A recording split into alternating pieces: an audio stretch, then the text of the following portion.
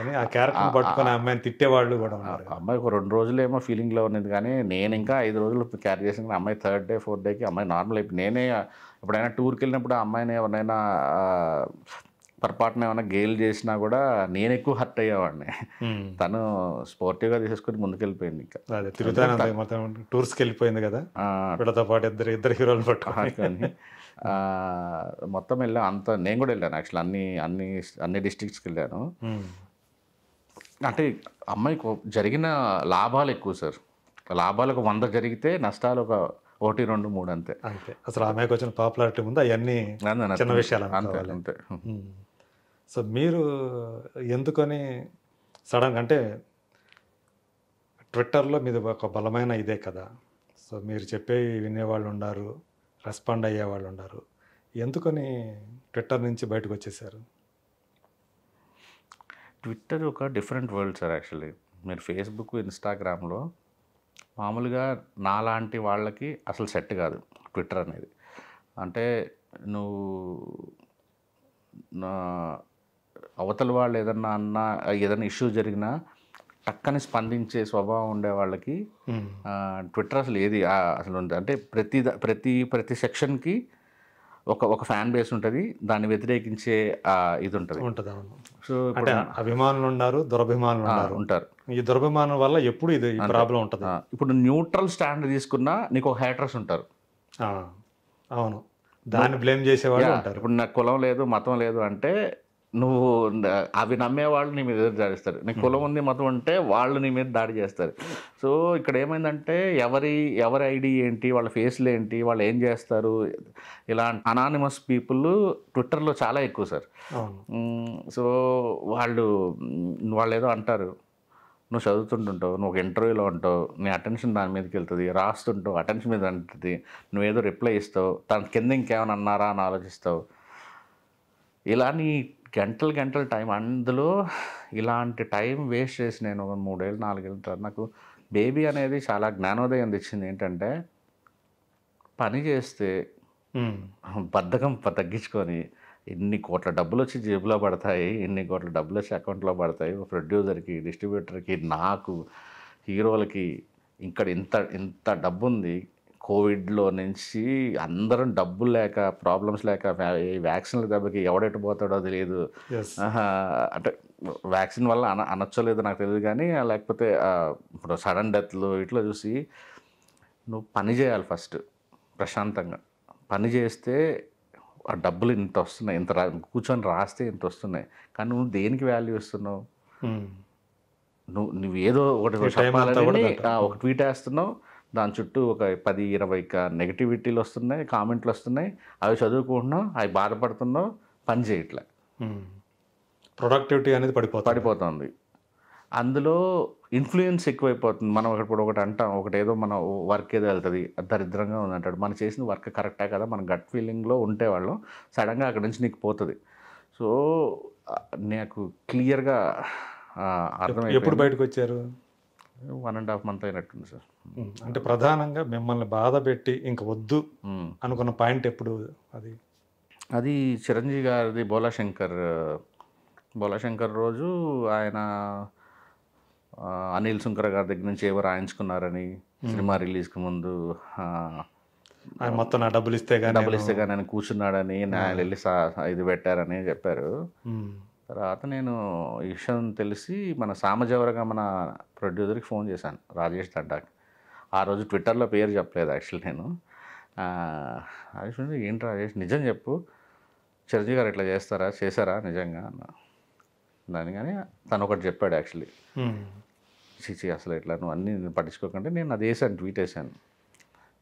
చిరంజీవి గారు నేను ఎప్పుడు ప్రౌడ్ ఫీల్ అవుతాను, ఇలా మీరు ఎన్ని వేసుకున్నా ట్వీట్లు ఆయనకి ఏమి ఇదవ్వదు అన్నట్టుగా ఏదో వేసాను, గుర్తులేదు కరెక్ట్గా నాకు కంటెంట్. అది చూసి నాకు అనిల్ సుంకర్ గారు కాల్ చేశారు. నేను గోవాలో ల్యాండ్ అవుతున్నాను, ఆయన అమెరికాకి స్టార్ట్ అయ్యారు, ఇద్దరం ఫ్లైట్లో ఉన్నాం అన్నమాట. రాజేష్ నేను చెప్తున్నా, ఆయన ముందు రోజు పిలిచి ఏదైనా మిస్టేక్ జరిగినా, రేపు ఏమన్నా అవుతున్నా, నువ్వు కంగారు పడుకు, డెఫిసిట్లో ఉన్నట్టున్నావు, ఐఎమ్ దేర్ ఫర్ యూ, ఇంకొక ఫిలిం ఒక కాంబినేషన్ సెట్ చేద్దాం, దాన్ని బయటపడేద్దాం అని చెప్పారు రాజేష్. అంత సపోర్టింగ్గా మాట్లాడారు నాకు ఆయన. ఉమ్, నా పేరు పెట్టేయాల్సిందే నువ్వు, అనిల్ సుంకరా చెప్పాడని చెప్పాల్సిందే నువ్వు అన్న. ఉమ్, ఫోన్ కట్ చేసి సరే నెక్స్ట్ డే అన్నంటే చూస్తే అస్సలు ఆడుకుంటున్నారు నన్ను అనమాట, మామూలుగా కాదు అసలు. హేటర్స్ అంతా కింద హైటర్స్ పడ్డారు. కదా, నీకు తెలుసా నువ్వు టేబుల్ కింద ఉన్నావా ఇది జరిగేటప్పుడు డిస్కషన్ ఇది అంటే డైరెక్ట్ నాకు అనిల్ సుంకరా గారు చెప్పారు ఉమ్, ఈ మాట, నువ్వు నా పేరు వేసేయాల్సింది కదా ఎందుకే లేదని. కానీ ఇక్కడ వినేవాళ్ళు ఎవరు లేరు. సో దీనివల్ల నీకు పీస్ పోతుంది, నేను వెళ్ళి రాసుకోవాలి, ఉమ్. బయటకు వచ్చేసాను సింపుల్. కానీ యాక్చువల్గా మీరు ట్విట్టర్ వల్ల మీకు చాలా ఉపయోగాలు జరిగినాయి కదా. మీరు చేయాల్సుకున్న ఏవైతే అవును సార్, అవును మీరు కొన్ని ప్రాజెక్టులు చేసుకుంటున్నారు, ప్రాజెక్ట్ మీన్స్ కొన్ని ఈవెంట్లు కానివ్వండి, తర్వాత రీ రిలీజ్ సినిమాలకు సంబంధించి కానివ్వండి, ట్విట్టర్ అనేది మీకు చాలా బాగా ఉపయోగపడింది కదా అవును సార్. మొబిలైజ్ చేయడానికి జనాన్ని. అవును, అంటే మీరు ఎంతవరకు ఎంత వాడుకోవాలో అంత వాడుకోవాలి, నీకు అంతకు మించి నీ ఒపీనియన్ చెప్పొద్దు అక్కడ, అంతే కామ్ ఉండాలి. సో మీకు ఒక ఎగ్జాంపుల్ చెప్తాను సార్. ఒక హీరో అతనికి ఒక చాలా హెల్త్ ఇష్యూలో ఒక హీరో ఫ్యాన్, నేను హెల్త్ ఇష్యూ అంటే కోవిడ్ టైంలో డబ్బులు వేసాను. తర్వాత సంవత్సరం తర్వాత నన్ను పిచ్చగా బూతులు తిడుతున్నారు, ఒక బ్యాచ్ తిడుతుంటే అతను కూడా దాంట్లో అవును అట్లని నన్ను విపరీతంగా బూతులు తిడుతున్నాడు.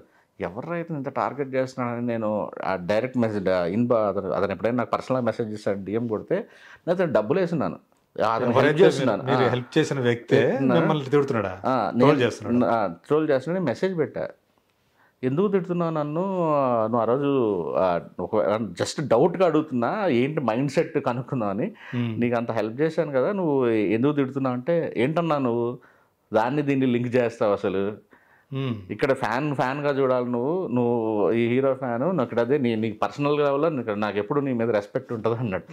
నాకు అసలు మైండ్ తప్పింది ఇంకా అసలు అంతే. సో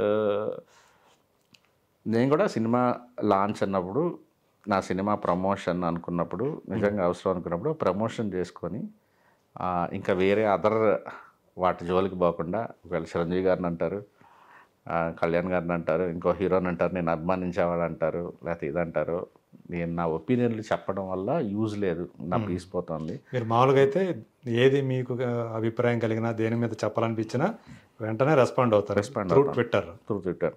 ఇప్పుడు ఇంకా చేయను ఆ పని, ప్రస్తుతానికి ఇన్యాక్టివ్గా ఉంది. బట్ నా ప్రాజెక్ట్ స్టార్ట్ అయినప్పుడు యాక్టివేట్ చేస్తాను. అంటే సేమ్ అకౌంట్ మళ్ళీ యాక్టివేట్ చేస్తారు. మీరు ఎక్కువగా అంటే ఈ సినిమా రీ రిలీజ్లు ఏవైతే ఉన్నాయో, అది కూడా పవన్ కళ్యాణ్ గారు వాటిని మీరు చాలా మొబిలైజ్ చేశారు త్రూ ట్విట్టర్. సో యాక్చువల్గా పవన్ కళ్యాణ్ గారి మీరు పూనుకొని చేయాల్సిన అవసరం ఏంటి ఆ రీ రిలీజ్లు? పూనుకొని అంటే సార్, నాకు ఒకసారి అంటే కళ్యాణ్ గారు జనసేన గురించి నాకు ఊరిని అసలు పొలిటికల్ పార్టీలకి నెలకి ఎంత మెయింటెనెన్స్ అవుద్ది అనేది ఒక క్లారిటీ లేదు. నేనేదో ఒక చిన్న నాగబాబు గారితో పాటు ఒకరోజు ఇక్కడ ఒక చిన్న మీటింగ్లో ఉంటే నేను ర్యాండమ్ కూర్చున్నాను. అక్కడ జనసేన సంబంధించిన ముఖ్య నాయకులందరూ ఉన్నప్పుడు నాకు దిమ్మ తిరిగిపోయింది. ఏంటంటే అసలు కళ్యాణ్ గారు ఎట్లా చేస్తున్నారు మెయింటెనెన్స్, అంటే సినిమాలు చేయకపోతే అసలు ఈ పార్టీ నడవదు, ఇంపాసిబుల్. అసలు ఒక పార్టీ నడవడం అనేది మీరు ఊహించలేరు. ఓ నెలకి ఆఫీసుల నిర్వహణ, కార్యక్రమాలు చేయాలన్నా కానీ ఎక్కడికైనా ఏదో ఒకటికి వెళ్ళి చేయాల్సి వస్తుంది, క్యాంపెయిన్ చేయాల్సి వస్తుంది, లేకపోతే ప్రొటెస్ట్ చేయాల్సి వస్తుంది.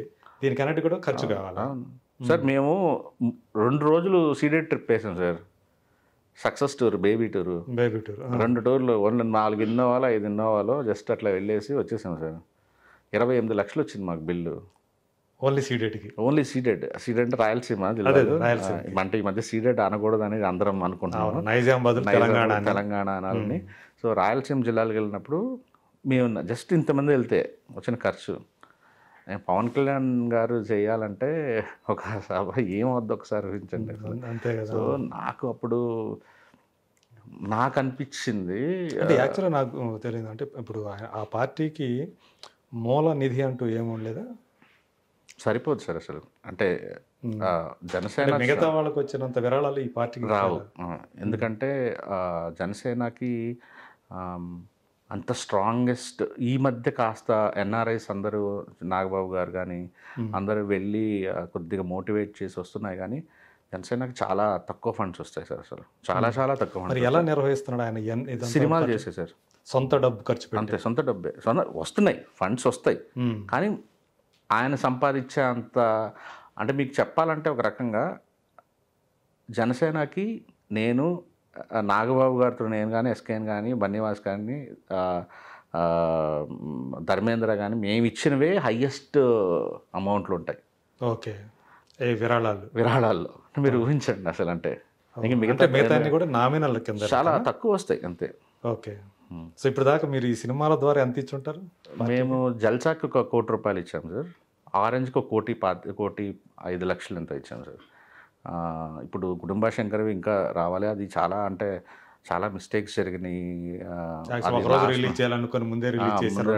అంటే మా ప్లాన్ ప్రకారం అవ్వలేదు, అందుకే మధ్యలో అంటే సౌండ్ ఎగిరిపోయింది మధ్యలో.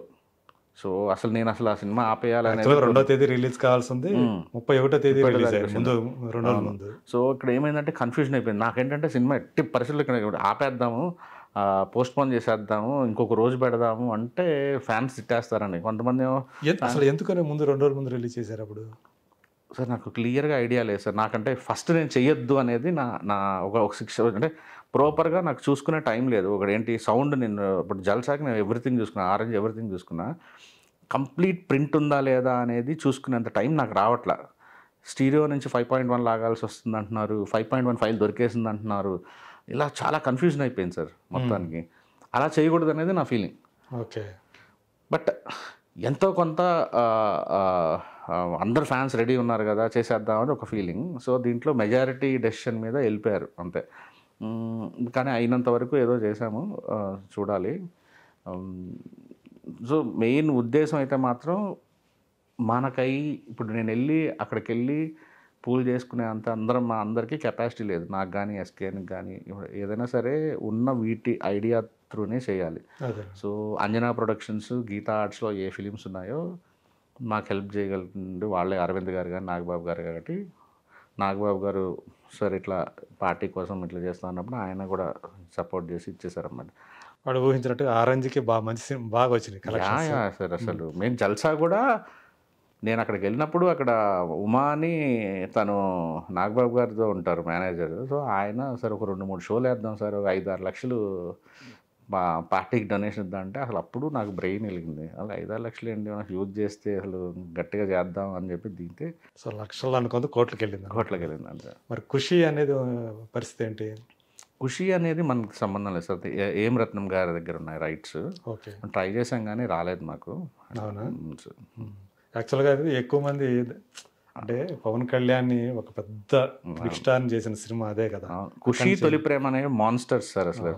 అవి ప్రాపర్ రిలీజ్ పడి ఉంటే అసలు ఎక్కడో ఉండేవి, అది అట్లా జరిగిపోయింది. ఇంకా అంటే మీరు ఇప్పుడు యాక్చువల్గా మీకు ప్రాథమిక సభ్యత్వం ఉందా దాంట్లో పార్టీలో? అభ్యంతరం ఏం లేదు సార్. ప్రాథమిక సభ్యత్వం నార్మల్ మెంబర్షిప్ అంటున్నారు. మెంబర్షిప్ ఉంది సార్. ఓకే, సో సమయానికి ఇది జరుగుతున్న సమయం క్రియాశీలక సభ్యత్వం అయితే లేదు, ఉండను కూడా. యాక్చువల్లీ నార్మల్ సభ్యుడిగా అయితే ఉన్నాను. ఇప్పుడు నాగబాబు గారు ఊళ్ళో లేరు అనుకుంటారు కదా, వచ్చారా? వచ్చినట్టున్నారు సార్, కెన్యాకి అక్కడికి వెళ్ళారు కదా. అవునవును, నేను ఫ్యామిలీ తోటి మొత్తం. అవును, నేను 2-3 రోజులు టచ్లో లేను సార్. సో మీరు అంటే వాటి గురించి ఏమైనా ప్రస్తావించవచ్చా, పవన్ కళ్యాణ్ గారి గురించి?